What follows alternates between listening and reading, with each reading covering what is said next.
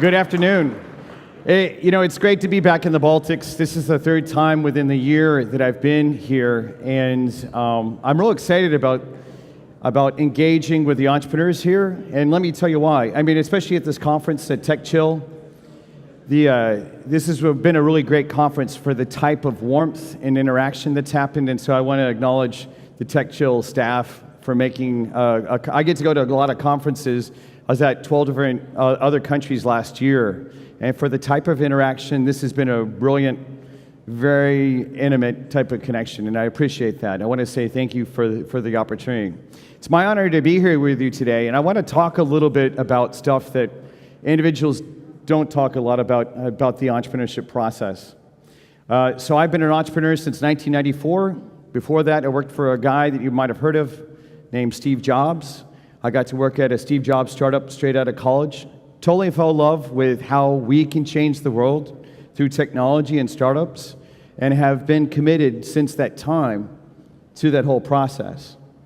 You know, the ups and the downs and all the different things, launching 7 different startups, launching 15 different skunk works or corporate innovation type of things. That's my background, and part of what I want to share with you is the scar tissue that I've taken on during that time.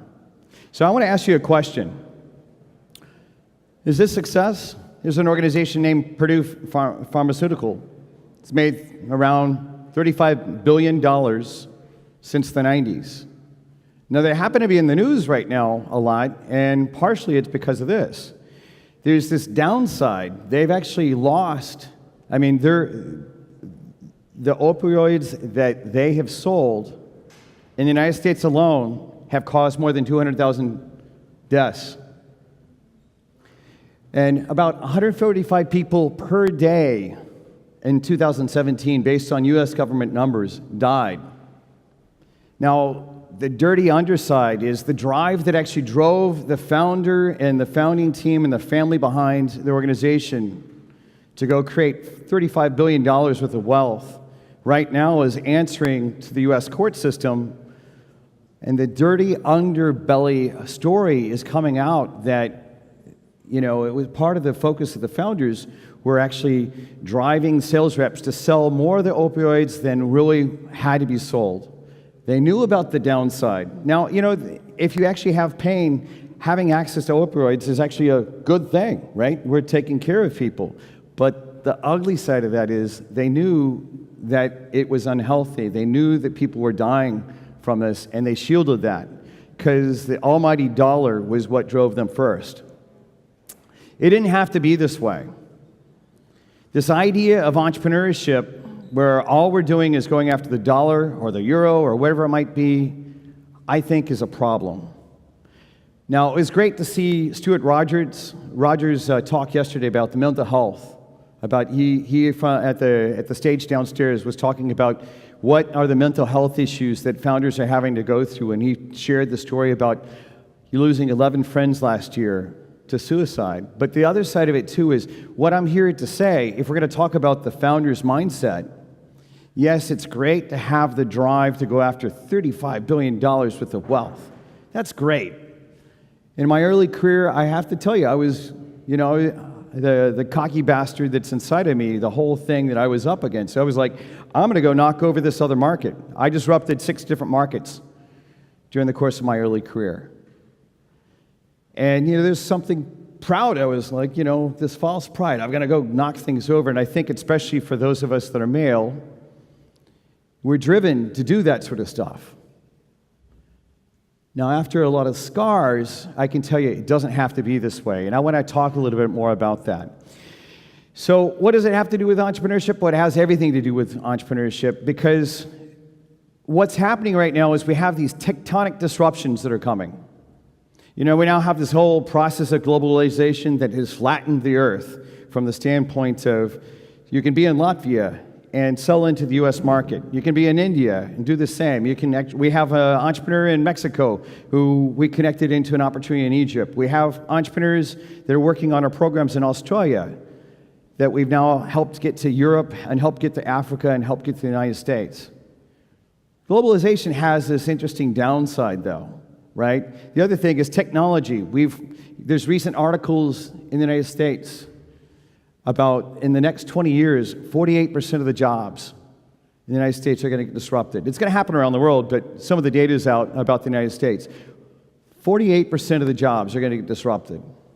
We already see some of this happening in our politics. If you ask, what's going on in the United States, which I often ask myself, a lot of it is, a lot of the jobs are getting disrupted already. We're seeing the early evidence of what happens, and it's got a really negative impact.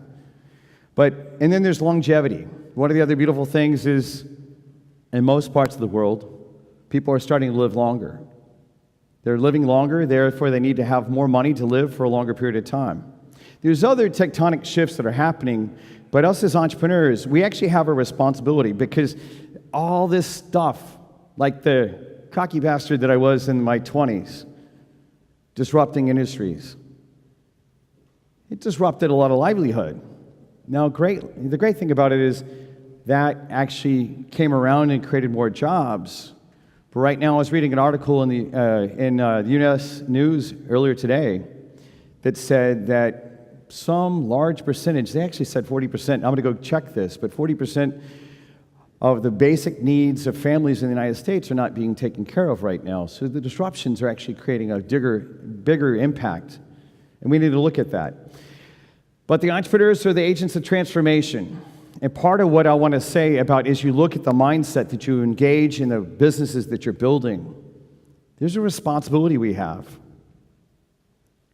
There's a deep responsibility. The only forces or the only people that are going to stand up to the disruptions that I just mentioned and take care of our planet and our people are going to be those of you all that are choosing the entrepreneurial path.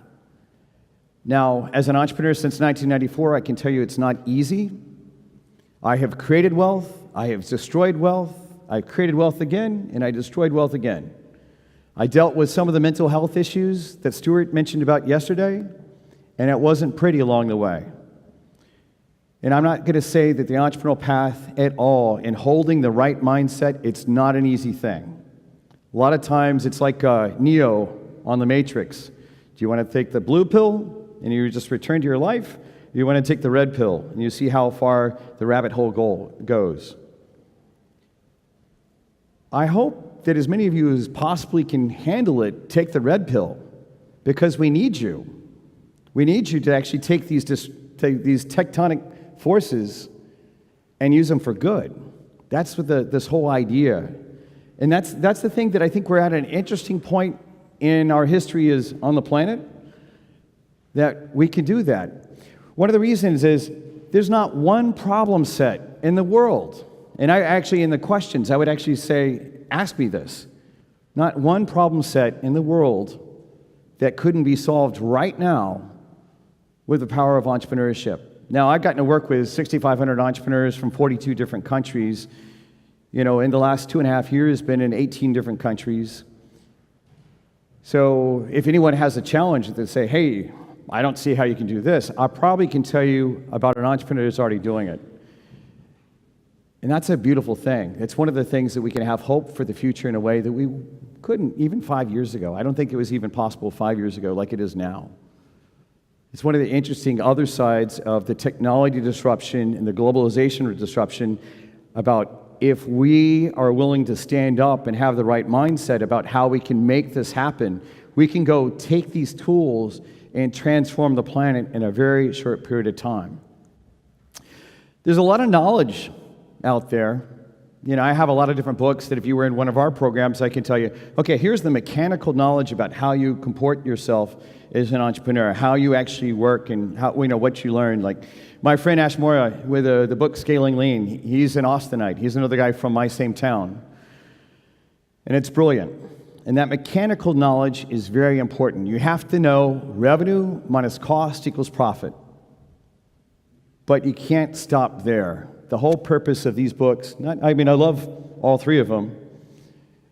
I've met Michael Gerber, I know Ash Mora, and I know Dan Heath personally. And, great guys. And I don't mean to take anything away from this type of knowledge, but you can't stop there. What I want to share with you is what I think is needed. There's there's something about the entrepreneur mindset that a lot of times, because we focus on the business school knowledge, we actually miss about how we should hold ourselves in the mindsets about how do you deal with all the crap of starting a venture? How do you deal with the whole idea of getting attracted to, let's go sell $35 billion worth of stuff. That sounds pretty cool. Oh wait, 200,000 people die.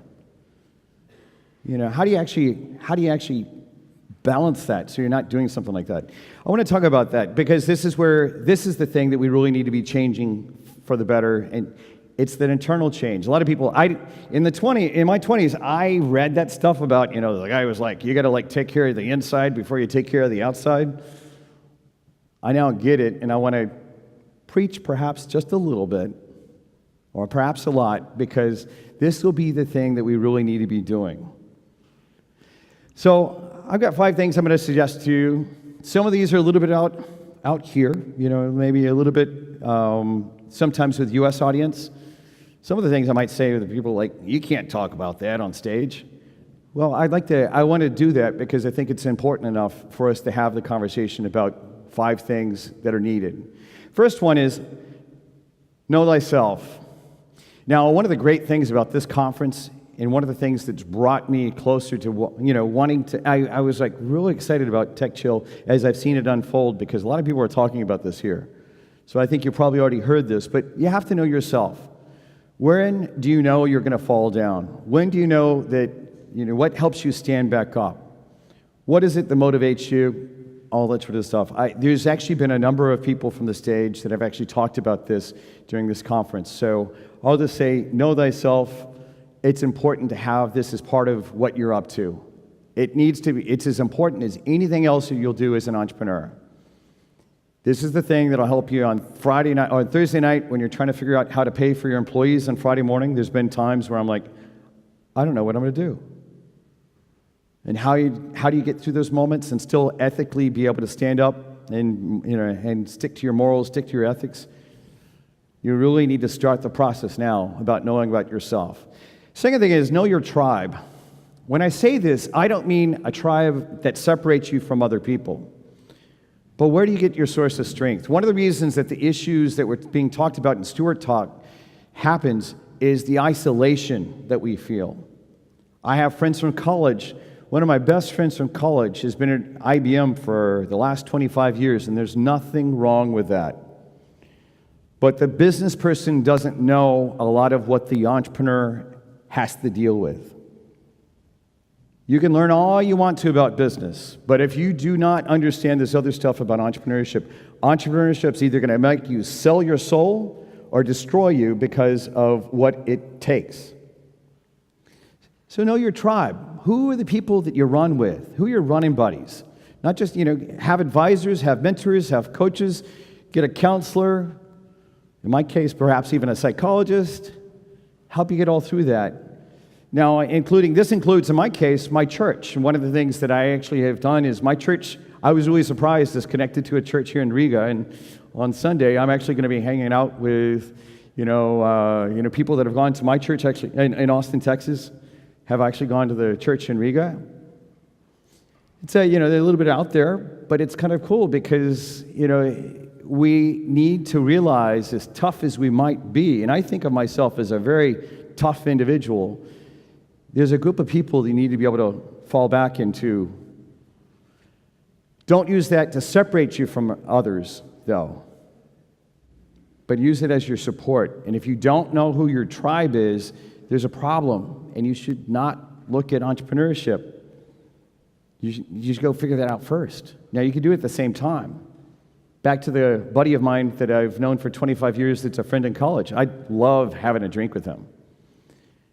But when it comes back down to it, you need to have a group of entrepreneurs that you're connected to as part of your tribe as well.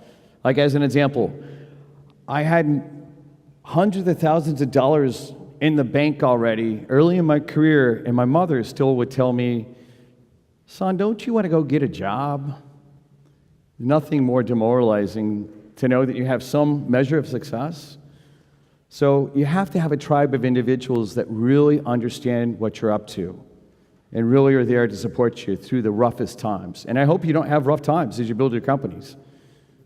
But in my experience, and I don't think it's just me, in my experience, it takes a group of people, it takes a village to build a startup. And I'm not just talking about your employees. I'm talking about people that are going to give you in the good times and the bad times, they're going to stand next to you.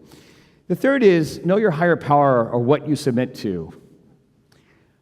I don't mean to be religious, but there is something about, and it doesn't matter if I happen to be Christian, okay, it's not about being Christian, it's about whatever it is that you submit to. What is it that you explain your existence on the planet?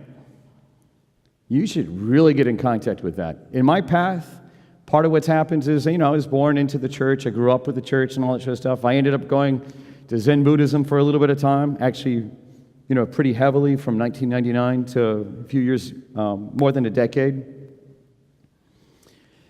And I came back to the church and all that sort of stuff.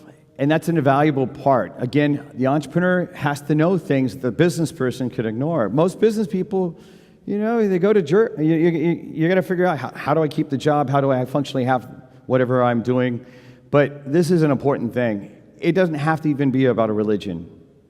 Just figure out what it is for you, because it's going to be one of the things that you're going to need if you go anywhere near the path of the entrepreneurship that I've dealt with in disrupting industries. We just heard this in the previous talk. Know how to learn and deploy things just in time. In my case, I thought several times through my career, I'm going to go get an MBA because I need to go learn something about business. But truth be told, I ended up never getting an MBA. I'm kind of glad I didn't. For the first 10 years of my entrepreneurship career, I was like, I should have gotten an MBA. I should have gotten an MBA. I have no problems with MBAs. The way that I got an MBA now is I have a guy on my team. He's got an MBA. And that's part of, Elon Musk recently said something like that as well. It's like he's got all these guys that are from Harvard. He didn't go to Harvard, but he's got guys that are on his team that went to Harvard, and that's a great thing because they're brilliant. You need to learn how to learn just in time. There's no way you can plan for the journey about what might happen. You're going to discover, oh, wait, I've got this big chink in my armor. Now I need to go learn that, bring it in, and deploy it. Startups, the number one goal of the startup is to learn, right? The whole thing about what the startup process is, it's a learning process more than it is a business process. It's a learning process that results in business, but it's a learning process. And then finally is, know what your contribution is. Now, the great thing about standing on soil in Europe versus the United States, I think this is more in the culture of the average person in the EU than perhaps the average person in the United States, because there's this idea of contributing to society and stuff like that. I really appreciate that about being in Europe. It's one of the reasons I'm so fond about being here. And I've heard that certainly in Latvia over the last few days. I heard it the 2 times I was in Lithuania last year as well, and it was great to see that there's a concern for the other person.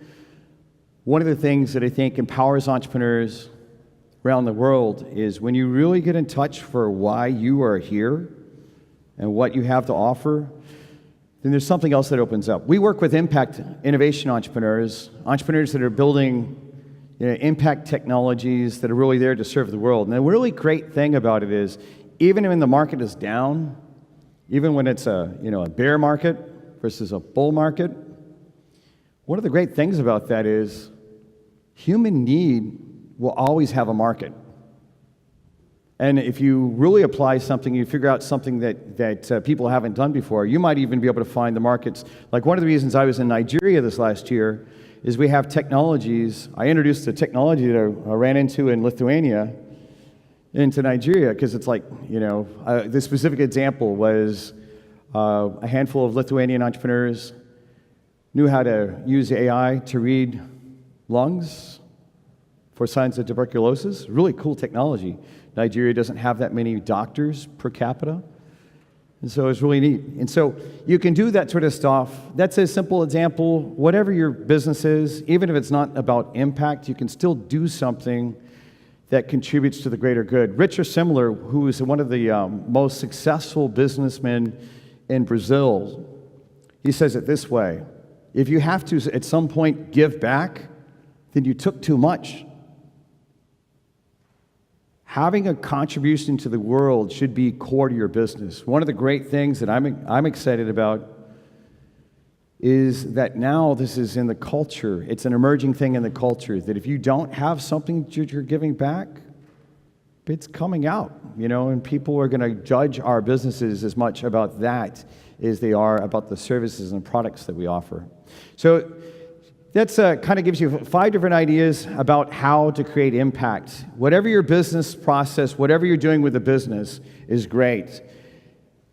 The internal process of who you are, what you're up to, you need to work on these internal impact issues to support your mindset. It's from that place that we can actually change the world for the better. But if we don't do the inner work, we can't do the outer work at all. Even, and that's, I don't know, I think back to that first story that I told you about. Hey, we have these painkillers to actually help take care of people, to help them deal with their pain. The person's going through cancer, they've got a lot of pain, let's deal with that. That's great that, that they actually did that. But I think because the internal work wasn't there, that the external work ends up being so corrupted. And that's the sad thing about it. So let's change the world for the better. If you're interested in anything about TechCranch and the stories that I'm telling you about, this is a way of getting a hold of me and getting a hold of the organization. I'm real excited again to be here in Latvia, and I look forward to being back very soon to work with the entrepreneurs. You guys have some really brilliant technologists that have tools that we're going to work with you all to take to the world. So with that, thank you for your time. Kevin, this was deep. This was really deep. I have one question. Yes, sir. How do you contribute back? Right now, you've done, 94, since 94, 24 years of doing business. How do you contribute back? How do you impact the world? So in my case, the number one thing has just been to keep on following the impact path, the entrepreneurship impact. I built a trading system for Fidelity Investments. I built the e-commerce engine behind Dell that they sold the first $2 billion worth of computers at Dell.com. There's nothing that would have ever challenged me for making money. The path of sticking straight and true on impact to empower entrepreneurs to walk this path, it's a harder path to walk. And keeping myself on it has been a pain in the you-know-what at times. And so part of it, I think, is to help enable as many entrepreneurs as possible to successfully walk that path. Because it's difficult to kind of leverage or manage, money and then being a good person. Yeah, money and being a good person. Yeah, well, and on this other path, the thing about it is a lot of times, like there are American investors who are like, I said the word social impact. TechCranch was recognized as in the top 3 social impact incubators in the United States, right? That's great. Well, one of the guys was like, social, that sounds like socialism. Socialism in the U.S. is kind of a bad word. Doesn't make sense because there is a common good that whether you do it through capitalistic or socialistic kind of ways, there should be something there. So yeah, be willing to be the maverick. That's the thing. I mean, all of us have to figure out.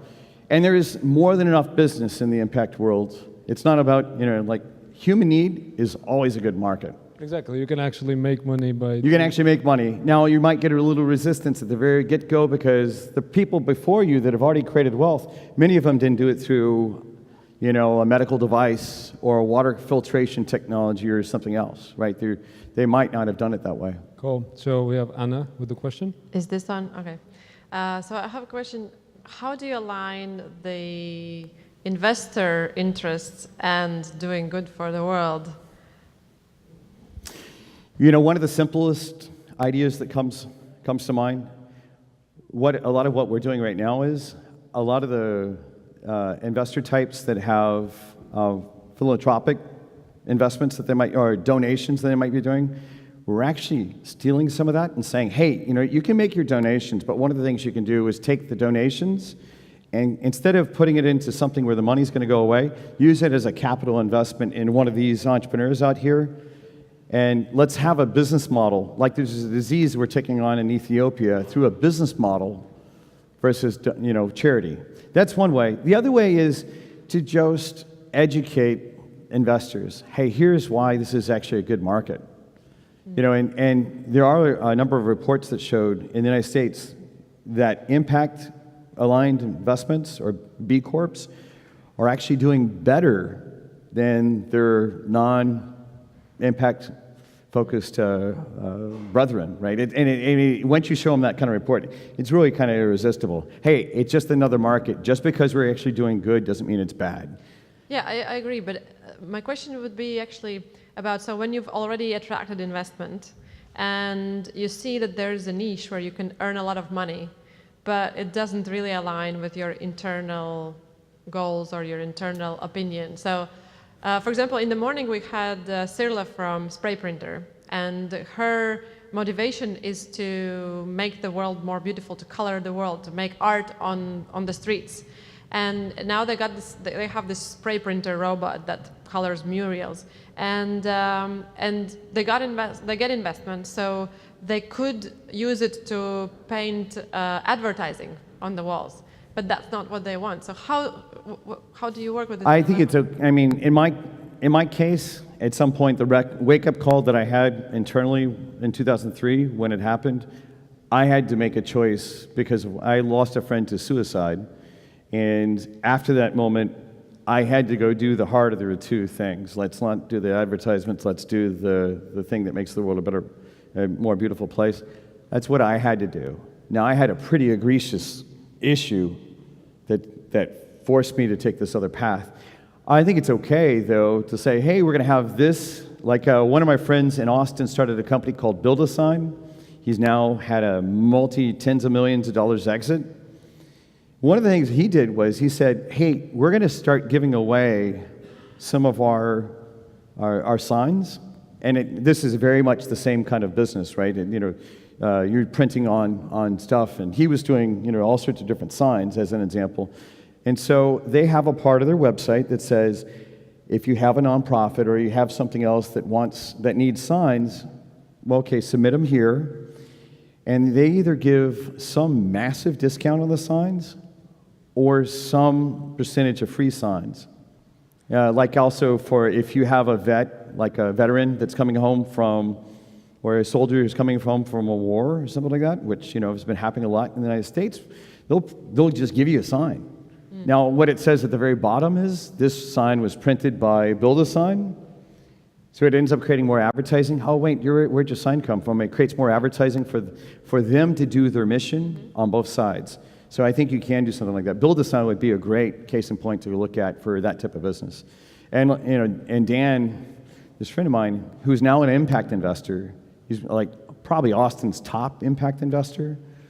His name is Dan Graham. He is actually able to do all sorts. He started up the Center for Social Innovation. So, okay, that's pretty cool what he did.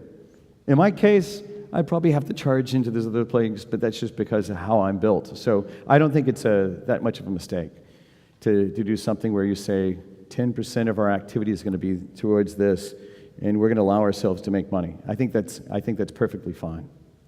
And I think that's a good example. But often businesses, companies, founders, whoever, they use it as a marketing trick, right? I'm going to you buy a pair of shoes, and we're going to give a pair of shoes. Well, but the main thing is, the challenge I would say is, don't sell your soul by, hey, we're doing this, is it real or not? In Dan's case, it's real, right?